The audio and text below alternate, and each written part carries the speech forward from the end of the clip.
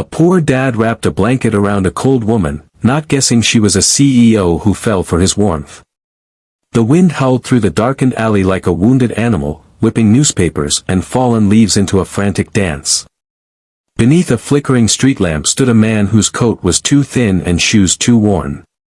Thomas Bennett, a single father of two, clutched a threadbare blanket under his arm, the only spare thing he owned that could still offer comfort.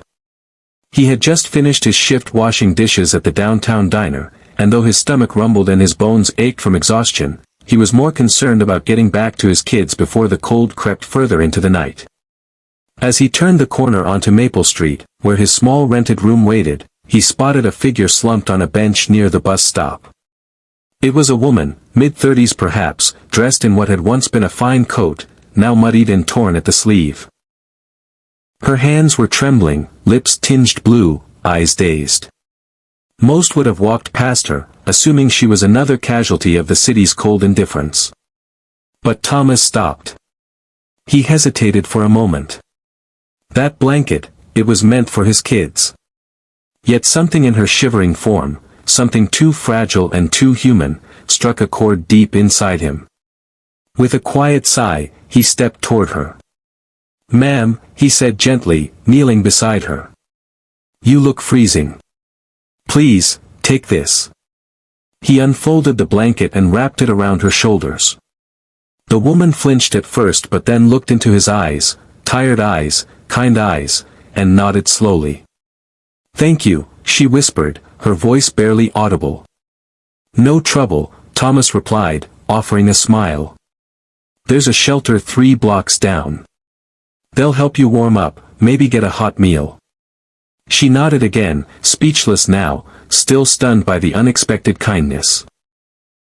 He stood, gave her one last look, then turned and disappeared into the night, never expecting to see her again. But fate had other plans. The woman on the bench was not homeless.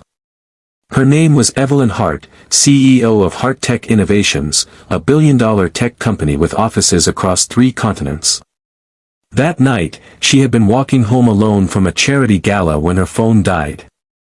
Refusing the offer of a chauffeured ride, she had needed, a moment of solitude. Then a man tried to mug her. She had escaped, but not without a torn coat, a twisted ankle, and a shaken soul. For hours, she sat unnoticed, invisible in her distress, until Thomas came. She didn't sleep that night. Instead, wrapped in the warmth of a stranger's sacrifice, she thought about the world she lived in, the boardrooms, the balance sheets, the applause, the masks. In all her wealth, she had never felt the kind of purity that one tattered blanket carried. That single act of kindness cracked something open inside her. The next morning, Evelyn limped into her office, refusing medical leave. She summoned her assistant and instructed them to find the man who had helped her. No name, no address, just a brief description and the vague location of a diner near Maple Street. It took nearly a week, but they found him. Thomas was in the back, washing plates when a sharply dressed man walked into the kitchen and asked for him. He feared the worst, maybe he'd done something wrong, maybe someone was suing. But when he stepped out, Evelyn was waiting. She looked different now, stronger, radiant even, but he recognized her instantly. "You," he said, surprised. "You found the shelter." "I found you," she said with a soft smile. "I owe you more than a thank you." "You don't owe me anything," he replied, uneasy. "You looked cold. That's all." Evelyn looked around at the greasy walls and the sink piled high. "Is this your only job?" He shrugged. "It pays what it pays. My kids come first." Her eyes glistened. "And you gave your only blanket to a stranger." Thomas smiled gently. "Sometimes, being human is the only thing we can afford." A week later, Thomas found himself invited to Hart Tech headquarters. He arrived in borrowed shoes, face scrubbed clean, still bewildered by the strange turn of events. Evelyn introduced him to the board as a new community liaison, tasked with overseeing a new foundation, the Bennett Initiative, designed to support families in poverty with direct aid, job placement, and emergency resources. She offered him a salary beyond anything he'd dreamed of, an apartment for his kids near a good school, and a seat at the table where decisions could help real people. "You changed my life," she told him in front of everyone. "Now I want us to change others." Thomas couldn't speak. He only nodded, eyes misted, heart heavy with gratitude. Months passed. The Bennett initiative flourished. Thousands were helped. But beyond the headlines and press releases, a quiet love grew. Evelyn and Thomas would meet after meetings, sharing coffee and laughter.